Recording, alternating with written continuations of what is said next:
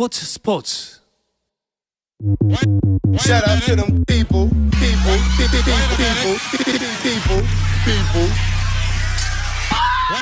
You can catch me. 수요일 저녁에는 농구 이야기 나누고 있죠. 다양한 농구 이야기를 전하는 주간 농구 시간입니다. 손대범 농구 전문 기자, 조현일 해설위원, 배우 겸 해설위원인 박재민 씨와 함께합니다. 어서 오세요. 안녕하세요. 반갑습니다. 처음 뵙겠습니다. 반갑습니다. 이야. 저희 이제 개편을 맞이해서 반갑습니다. 격하게 환영합니다. 네. 또 휴가 가셨다고 이렇게. 저희도 좀 이제 좀 정체기를 벗어나서 좀 더 반등을 해야 되지 않겠습니까? 그렇죠. 네. 고인물들 싹싹 또 이제 바꿔줘야죠. 네, 선배님 저는 아무 말도 안 했습니다. 네, 오늘 잘 부탁드리겠습니다. 오늘 농구계 이슈가 좀 많은 날이에요. 일단 깜짝 놀랄만한 농구 소식부터 이야기 나눠보겠습니다. 양희종 선수가 은퇴를 선언했어요. 그러니까요. 좀 갑작스럽다고 느끼는 팬들이 많을 것 같습니다. 일단 보도자를 통해서 이번 시즌 마지막 홈 경기에서 양희종 선수의 은퇴식을 한다고 해요.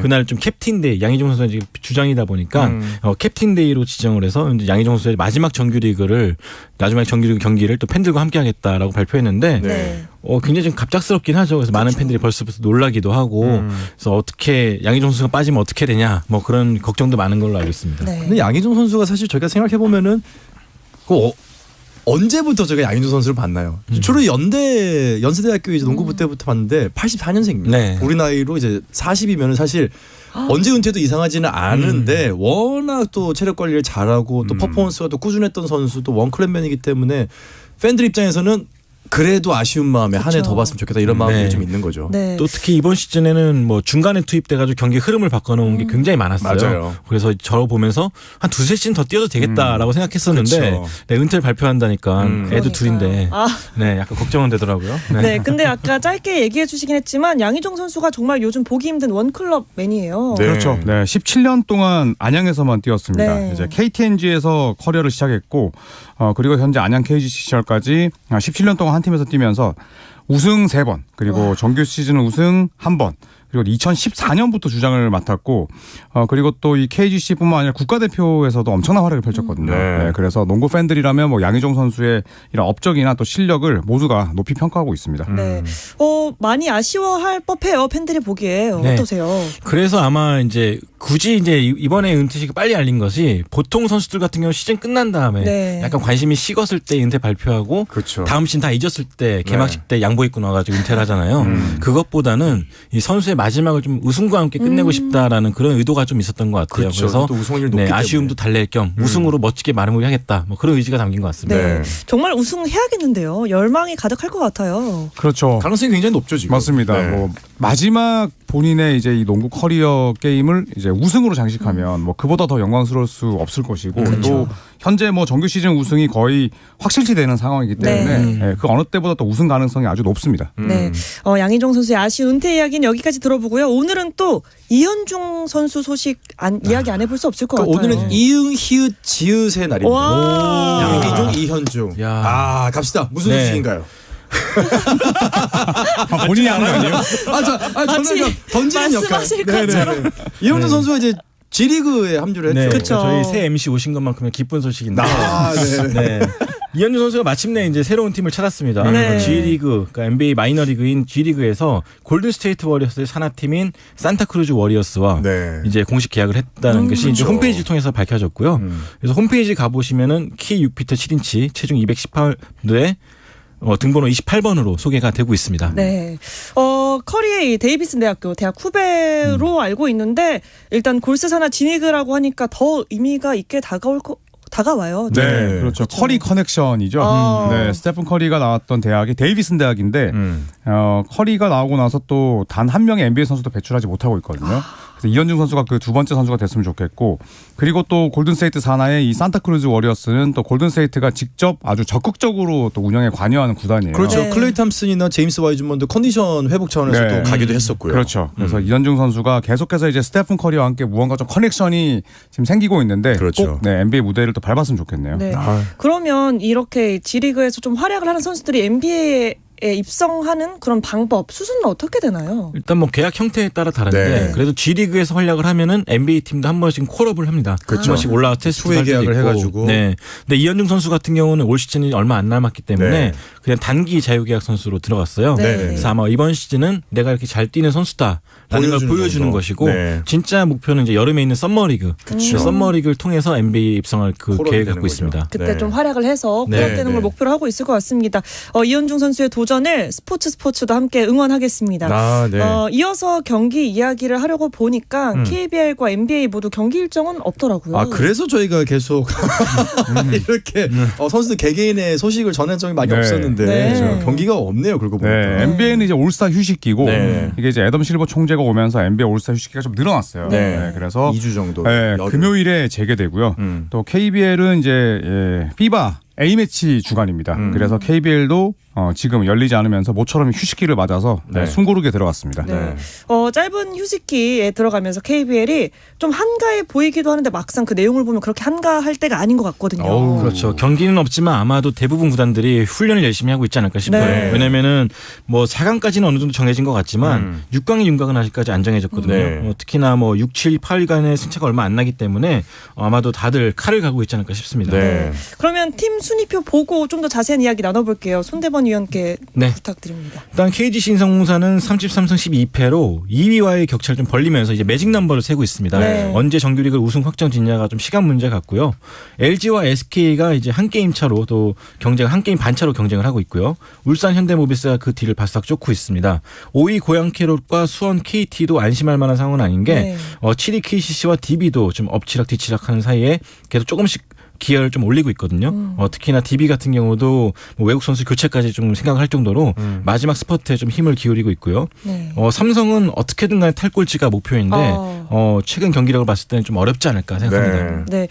일단 말씀하신 것처럼 이 6위기권 플레이오프 마지노선이 6위권이 굉장히 촘촘해요. 네, 그렇습니다. 현재 KT와 KCC가 승차 없이 지금 6위, 7위인데 원주 DB도 한 경기밖에 차이가 나지 않습니다. 네. 또 한국가스공사도 뭐 최근에 긴 연패에서 벗어났는데 사실상 이 네 팀이 좀 한 장의 티켓을 놓고 좀 싸우는 형국이거든요. 그렇죠. 네, 또 가장 유리한 쪽이 뭐 수원 KT이긴 하지만 또 KT는 KCC보다 또 두 경기를 더 치렀기 때문에 끝까지 가봐야 뭐 정규리그 종료일까지 가야 6강 플레이오프 마지막 티켓의 주인공이 가려질 것 같습니다. 네.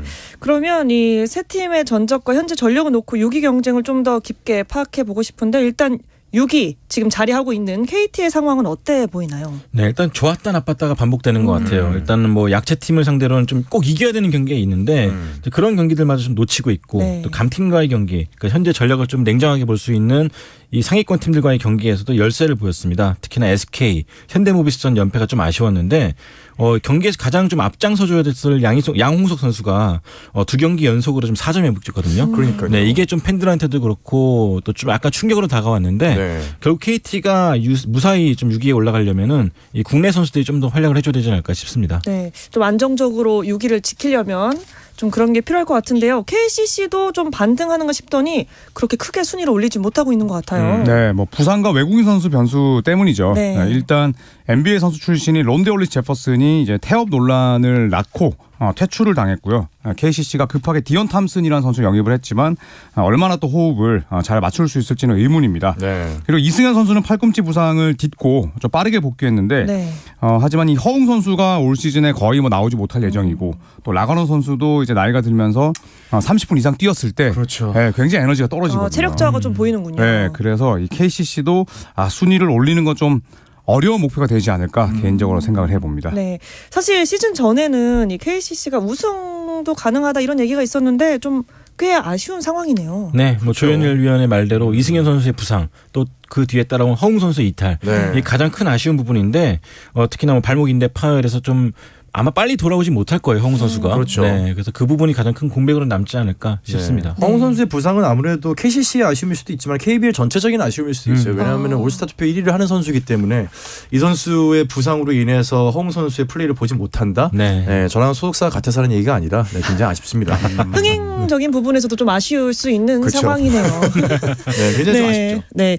그렇다면 이 8위 원주 DB 현재 상황 어떻나요? 네, DB도 외국 선수 때문에 약간 골치가 아프죠. 네. 일단 드완 에르난데스를 대신해서 말콤 토마스가 영입해 왔는데 과거에 현대모비스에서 뛸 때 좀 젊고 좀 패기 넘치는 모습 보여서 기대를 많이 했지만 오랜만에 와서 그런지 굉장히 또 무기력한 모습을 일관하고 있습니다. 네. 입단 후 치른 5경기에서 평균 4.2점. 이 정도면 거의 안 뛰는 게 도움이 되는 그렇죠. 수준인데 이렇다 네. 보니까 김주성 감독도 뛸 마음이 없어 보인다. 뭐 그런 실망스러운 말까지 할 정도로 약간은 좀 위태위태한 상황입니다. 결국엔 좀 외국 선수 교체 얘기 나오고 있는데 이 부분을 해결하지 못한다면은 6강도 좀 멀어지지 않을까 생각합니다. 네. 결국 과연 어떤 팀이 6위를 할 것인가 예측해보면 재밌을 것 같아요. 어떻게 생각하세요? 저는 수원 KT가 사실 이번 정규 시즌에 아주 잘할 것이다. 네. 2위 이내에 들 것이다라고 예상을 라고 했기 예상할 수 때문에 있었죠. 뭐 끝까지 KT 책임지셔야죠. KT. 책임론으로. 책임까지. 네, 다른 어떻게 분들은? 보시나요? 저는 글쎄요, 지금 경기 수가 KT가 더 많은데 승률이 지금 어쨌거나 높지 않은 걸 봐서는 오히려 2경기가 적은 KCC가 조금 더 유리할 수 있다. 좀 더 교두보를 마련할 수 있지 않을까. KCC를 좀 기대를 하고 있습니다. 사실 6, 7, 8위 팀 경기를 보면 네가 가라 6강. 그렇지. 네, 그런 그런 분위기가 많이 서로 나오는데 보내주기. 그 휴식기 때 약간 좀 숙제를 해결한다라는 가정을 했을 때는 저는 그래도 KT가 좀 더 유리하지 않을까. 일단 네. KT 투표 나왔습니다. 네, 조현일 위원과 같은 곳을 가기 싫은데 냉정하게 봤을 때는 이례적인 현상입니다. 네, 그렇습니다. 모처럼 뜻이 맞았네요. 마지막에 누가 승리할지 궁금하네요. 좋습니다. 네, 이제 남은 경기 하나하나가 좀 중요한 상황이 됐는데 일단 짧은 휴식기를 마치고 일정을 가장 먼저 시작하는 건 KCC예요. 그렇죠? 네, 그렇습니다. 오늘 23일 SK를 홈으로 불러드리는데 지금 SK가 2월에 정말 죽음의 일정을 보내고 있는데 네. 너무나 잘해주고 있거든요. 네, 그러니까요. 네, 그래서 이 경기도 좀 부담스럽고 주말에는 DB를 만나는데 이 DB와의 경기에서 두경민 선수가 더 복귀할 가능성이 있거든요. 네, 그렇기 때문에 사실 뭐 SK전은 그렇다 치더라도 직접적으로 순위 싸움을 펼치는 DB전은 뭐 KCC 입장에서는 사생결단의 마음으로 네, 나서야 되지 않을까 싶습니다. 이거 지면은 정말로 위태하죠. 그렇죠. 네. 네. 그런데 이 플레이오프 관련해서 변수가 하나 있잖아요. 아하. 네. 일단 고양 캐롯 문제가 아직 남았어요. 그렇죠. 그렇죠. 역시나 캐롯이 시즌 초반부터 아주 뜨거운 화두인데 캐롯이 이제 가입비 KBL에 내야 될 가입비를 내지 못할 경우 네. 3월 30일까지 내지 못할 경우에는 아무리 플레이오프에 올라갈 자격이 얻는다 그래도 더 이제 플레이오프를 뛸 수가 없습니다. 네. 네, 일단 KBL 쪽에서 공식적으로 발표를 했기 때문에 네. 사실 사상 최초로 이런 일이 일어나는 거거든요. 만약에 그렇게 된다면은. 그럼 6강 플레이오프의 6위가 아닌 7위가 올라가는 네. 초유의 사태가. 그래서 내심 7위까지 기대하는 팀들도 있긴 있어요. 네. 얘기를 들어보면은. 기대하는 팀이 아마 9위 한국가스공사가 아닐까 싶은데 어쨌든 희망이 있다는 얘기네요. 네. 그렇죠. 네, 9연패 이후에 지금 연승 달리고 있고 그리고 또 KCC와 홈 경기를 승리로 장식하면서 또 희망이 살아났습니다. 네. 네, 그리고 또 유도훈 감독도 뭐 어쨌든 정규리그 통산 400승을 달성을 했는데 7위를 놓고 정말 경쟁하는 뭐 약간은 좀 웃지 못한 상황이 그러니까요. 펼쳐질 수도 있지만 약간의 희망이라도 있다면 또 봄농구를 위해서 최선을 다한 한국가스공사의 선전도 기대해봐도 좋을 것 같습니다. 네. 그러면 이 한국가스공사는 자력으로 플레이오프 진출은 거의 불가능한 건가요? 그렇죠. 이 사이에 뭐 세 팀이나 있기 때문에 네. 이 세 팀이 극도로 부진하고 다 져주고. 가스공사가 뭐 남은 경기에서 한 다 1패, 이기고. 2패 정도만 해야 되기 때문에 사실상 어렵지만 7위로서 플레이오프에 갈지도 모를 일이죠. 네. 그렇죠. 네. 남자 프로농구 소식은 여기까지 들어보고요. 여자 프로농구로 한번 넘어가 보겠습니다. 일단 여자 프로농구도 이미 우승을 확정지은 우리은행을 제외하고 역대급 순위 싸움이 진행되고 있죠. 네, 보통 6라운드면은 순위가 다 결정돼가지고 약간 좀 싱겁게 가는 경우가 많아요. 네. 식스맨들도 많이 나오고. 네. 근데 지금은 그럴 수가 없는 게 물론 이제 플레이오프 진출 4팀은 가려졌지만 2, 3, 4위가 결정이 안 됐습니다. 네. 아시다시피 4위 팀은 1위 우리은행과 플레이오프를 시작해야 되는데 그렇게 4위가 안 되기 위해서 모든 팀들이 좀 안간힘을 다하고 있습니다. 네. 그래서 오늘 마침 이제 BNK 썸이 우리은행을 상대했었는데 BNK 썸 역시나 좀 4위로 안 가려면은 어떻게든 승수를 쌓아야 되는 상황이거든요. 네. 야, 우리는 무섭긴 무서워요. 그래서 아마 네. 다들 2위나 3위를 하기 위해서 좀 남은 라운드도 좀 애쓰지 않을까 싶네요. 이름은 우리은행인데 거의 전력은 남해은행이에요. 뭐 무섭습니다 정말로. 파죽지세입니다. 네, 결국에는 우리은행을 피하기 위해서 4위는 절대 하면 안 된다. 네. 그렇죠. 이런 얘기네요. 네, 맞습니다. 네, 그래서 오늘 경기가 중요한데 일단 BNK와 우리은행의 경기였어요. 네. 이 경기가 끝이 났죠. 네. 지금. BNK 썸이 72대 60으로 승리를 거뒀습니다. 네. 사실 BNK 썸이 마지막으로 아산에서 이긴 게 2021년이었거든요. 그래서 오늘도 약간 좀 위험하지 않을까 생각했는데 다행히 젊은 안혜지 선수를 중심으로 이 젊은 선수들 맹활약해준 덕분에 네. 또 난적을 이기고 승수를 쌓게 됐습니다. 네. 네. 근데 현재 세 팀의 전적이 완전히 똑같이 끝날 가능성도 있긴 있죠. 그렇죠. 네. 오늘 BNK 썸이 이기면서 이제 신한은행 에스버드와 똑같이 15승 12패고 네. 2위인 삼성생명이 16승 11패니까 한 경기 차이밖에 안 되거든요. 네. 그래서 이 여자 프로농구 정규리그가 30경기이기 때문에 똑같은 성적으로 끝날 수도 있어요. 네, 이렇게 됐을 때는 상대 전적에서 앞선 팀이 무조건 위로 갑니다. 네, 단 이 잔일 경기가 또 가장 많이 남은 팀들이 좀 불리할 수도 있는데 또 삼성생명, 신한은행, BNK 썸이 공교롭게도 딱 3게임씩 남아있거든요. 네, 그래서 이 KBL 역사에 남을 만한 2위부터 4위까지의 순위 싸움이 펼쳐질 가능성이 높습니다. 네. 굉장히 재미있게 볼 수 있을 네. 것 같습니다.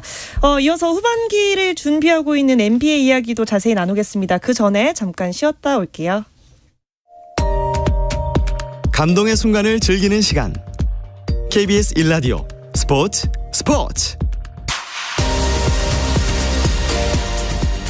수요일 저녁 농구 이야기 주간 농구 듣고 계십니다. 손대범 농구 전문 기자, 조현일 해설위원과 또 배우 겸 해설위원인 박재민 씨와 함께하고 있습니다. NBA 이야기 시작해 보겠습니다. 현재 올스타 휴식기 중이죠. 네. 언제부터 들어갔죠? 18일부터 올스타 휴식기였고요. 네. 네, 올스타 전야제와 또 이 올스타 본경기를 끝내고 오늘 24일에 재개하게 됩니다. 네. 각 팀별로 25경기가 안 남았기 때문에 각 팀 모두들에게 아주 매 경기가 대단히 중요할 것 같습니다. 네. NBA 올스타전은 항상 좀 재밌고 화제가 많이 됐던 것 같은데 그렇죠. 이번 올스타전은 어떻게 보셨어요? 선수들도 비판을 했죠. 뭐 거의 이런 레이업 골든 로드를 본 적이 없다. 뭐 다 비켜주고 이거는 뭐 농구가 아니었다라고 선수들조차도 뭐 비판을 할 정도였으니까 사실 팬들 입장에서는 기대했던 것만큼의 재미는 좀 누리지 못하지 저는 않았을까. 전반 보고 껐습니다. 아이고. 네. 좀 심하긴 했어요. 네, 못 보겠다 싶어서. 정말 재미가 네. 없었다. 전문가가 그래도 되나요? 저는 사코토까지 네. 다 봤습니다. 네, 전 전문가니까요. 네, 저도 그랬는데. 네, 저는 죄송합니다. 뭐 그게 어떤 영향을 주지 않을 것 같아요. 네. 이렇게 좀 중간에 끄실 정도로 네. 재미가 없었는데 메인 이벤트를 좀 재밌게 만들기 위한 방법을 모색해야 될 것 같아요. 이게 참 좀 어려운 것 같아요. 네, 코비 브라이언트가 사망하고 나서 이제 이 애덤 실버 NBA 총재가 이제 타겟 스코어, 그러니까 그렇죠. 이기고 있는 팀의 점수에 이제 코비 브라이언트의 백넘버인 24를 더해서 네.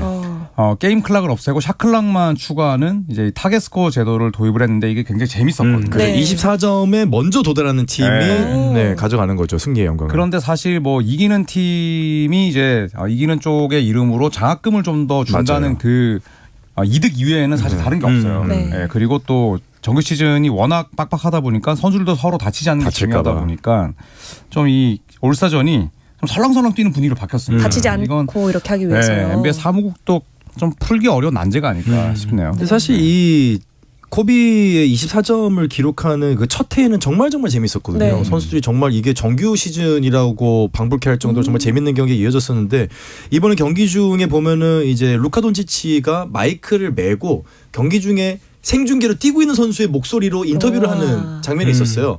근데 레이업을 들어가는 선수를 보면서 루카 돈치치가 뭐라고 하냐면은 저는 이 선수 다치게 하고 싶지 않습니다 하면서 완전 물러서는 장면이 나왔거든요. 근데 그런 거를 보면은 사실 선수들이 이번에 어떤 마음으로 임했는지 물론 선수들의 입장이 나쁘다는 건 아닙니다. 네. 부상을 피해야 되고 굉장히 빡빡한 일정이 있기 때문에 하지만 그 임계점을 약간 넘어선 상태에서는 과연 이제 사무국이 어떠한 제스처를 취해서 좀 이제 재미의 방편을 마련할지가 좀 기대가 됩니다. 네, 좀 이해는 되면서도 좀 과했다 이렇게 그렇죠. 표현할 수 있을 것 같아요. 그리고 또 뭐 재미가 없었다라고 평가받는 이유 중에 하나가 슈퍼스타들이 결장한 것도 한몫한 것 같아요. 네, 제가 결정을 그렇죠. 했죠. 네.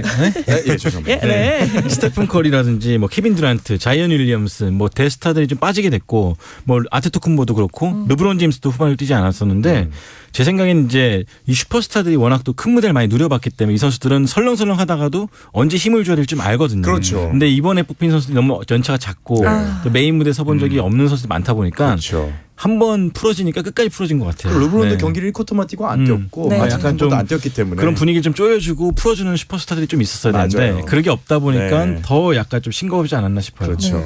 그래서 또 반대로 전야 행사가 훨씬 더 재밌었다 이런 이야기도 나와요. 전야제 너무 재밌었습니다. 네. 저도 사실 중계하면서 진짜 신이 났었는데 일단 뭐 3점 컨테스트도 데미안 릴라드가 버디 힐드를 딱 한 점 차로 제쳤는데 딱 한 점 차로. 마지막 구간을 다 집어넣어서 역전을 했어요. 네, 그리고 우승을 했고 덩크 컨테스트에서는 이 맥클렁이라는 190cm가 안 되는 백인 덩커가 단 하나의 실패 없이 모든 덩크를 다 성공시켰고 세상에 선보이지 않았던 두 개의 덩크를 선보였거든요. 그래서 이 전야제가 이번 올스타전을 살렸다. 볼 수 있습니다. 이것마저 그렇죠. 없었으면 좀 큰일 날 뻔했겠네요. 큰일 날 뻔했죠. 저 현지 중계진들도 이 맥클렁이 그러니까 맥클렁이 덩크 콘테스트의 생명력을 다시 불어넣었다, 살렸다라고 표현을 하더라고요. 그 정도면 최근에 워낙 재미가 없었기 때문에 이게 전야제 그리고 본 경기가 다 재밌는 해가 별로 없는 것 같아요. 전야제가 재밌으면 본 경기가 재미없고 맞아요. 작년 같은 경우는 전야제가 너무 재미없었고 본 경기는 또 볼만했고 그렇거든요. 그랬군요. 이렇게 올스타가 좀 진행되는 동안 선수들 이동도 꽤 있었고 또 감독 경질 소식도 있었어요. 아이고야. 네. 그렇죠. LA 레이커스에서 이제 트레이드됐던 웨스트브룩 유타 재즈로 갔다가 이제 방출 수순을 받고 LA 클리퍼스로 이적이 됐죠. 네. 그러니까 거의 이사를 안 했습니다. 장난이니까. 팀만 옮긴 것뿐이고. 네. 또 패트릭 베벌리도 마찬가지로 이제 고향인 시카고 불스로 이적을 했고요. 그렇죠. 케빈 러브 선수 클리브랜드에 아주 오랫동안 뛰었던 베테랑 선수였는데 이 선수 역시 이제 마이애미 히트로 이적을 했습니다. 그렇죠. 네. 그리고 애틀란타 호크스의 맥밀란 감독 역시나 시즌 초반부터 말이 많았었는데 해고가 됐죠. 결국 해고가 됐습니다. 네. 경질됐군요. 세 분은 이 중에서 어떤 이슈가 좀 더 눈에 들어오던가요? 웨스트브룩의 클리퍼스에 가니까. 웨스트브룩이죠. 네. 네.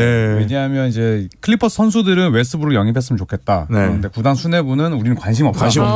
라고 이야기를 했다가 결국 이제 선수들 손을 들어줬거든요. 그렇죠. 네, 그래서 이 스타 파워를 또 볼 수 있었던 선수 이동 사례라 맞습니다. 네, 웨스트브룩의 클리퍼스 행이 좀 가장 기억에 남습니다. 재밌었던 네. 부분이군요.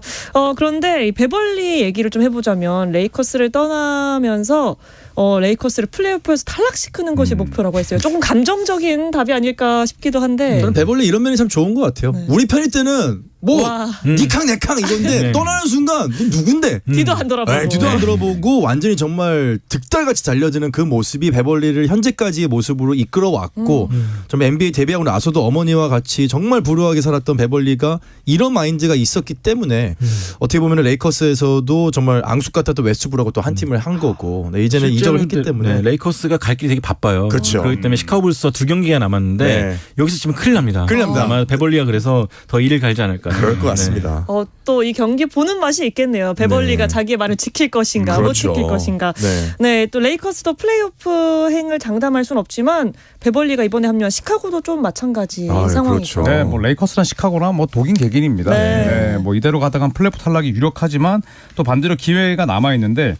시카고는 이 전반기에 치른 마지막 6경기를 모두 졌습니다. 그리고 또 오늘 론조 볼의 시즌 아웃을 발표했거든요. 네. 대신에 이제 그 자리를 패트릭 베벌리로 채워야 되는데 일단 뭐 더마드루잔이나 잭 라빈, 뭐 코비 화이트 이런 선수들의 수비력이 워낙 좋지 않기 때문에 베벌리가 가세하면서 이 불스의 일선 수비가 어떻게 달라질 것이냐. 이것도 재미있는 관전 포인트가 되겠습니다. 네. 그렇다면 레이커스는 어떻게 보세요, 손대범 기자님? 멤버 영입이 좋았습니다. 네, 디안젤로 러셀, 말릭 비즐리, 벤더빌트. 근데 중요한 건 이제 이 세 선수가 아니라 르브론 제임스와 앤서니 데이비스의 건강인데 그렇죠. 여전히 좀 불안합니다. 네. 르브론도 올스타 때 손가락을 다쳤고 그래서 남은 경기에서 좀 어떻게 하냐가 중요한데 저는 약간 비관적이 되지 않았나 슬슬. 네, 승차도 벌어지고 있고 어렵지 않을까 싶습니다. 우리가 현실을 어떻게 보고 계시네요. 네. NBA 후반기 관전 포인트 말씀해 주시면 좋을 것 같아요. 네. 아무래도 이제 뭐 인기 있는 구단들이죠. 뭐 레이커스 특히나 이제 클리퍼스 이런 팀들이 계속 성적을 좀 잘 내고 특히나 레이커스 같은 경우가 서부에서 반등을 할 것이냐. 그리고 뭐 포틀랜드 같은 팀들이 데미안 릴러드도 요즘 또 뭐 3대 콘테스트 했기 때문에 올라갈 것이냐. 그리고 동부에서는 아무래도 인디애나가 이제 올라갈 것이냐. 이런 부분들이 아닐까요? 네. 왜 그러시죠? 저는 어처구니가 없어가지고. 저는 왜요? 인디애나가요? 네. 저는 플레인 토너먼트. 그렇죠. 9위부터 10위 양대 컨퍼런스 이 네 팀의 주인공이 누가 될지가 재밌을 것 같아요. 맞아요. 좋습니다. 네, 저는 피닉스 선즈가 케빈 듀란트와 함께 얼마나 올라갈 수 있을지 지켜보고 싶습니다. 네. 후반기 NBA 상황도 좀 재밌게 지켜볼 수 있을 것 같습니다. 네. 이 이야기를 끝으로 이번 주 주간 농구는 마치도록 하겠습니다. 손대범 농구 전문 기자, 조현일 해설위원, 또 배우 겸 해설위원인 박재민 씨와 함께했습니다. 세 분 너무너무 고맙습니다. 감사합니다. 다음 주도 나오세요. 내일도 저녁 8시 30분에 뵙겠습니다. 아나운서 홍주연이었습니다. 스포츠.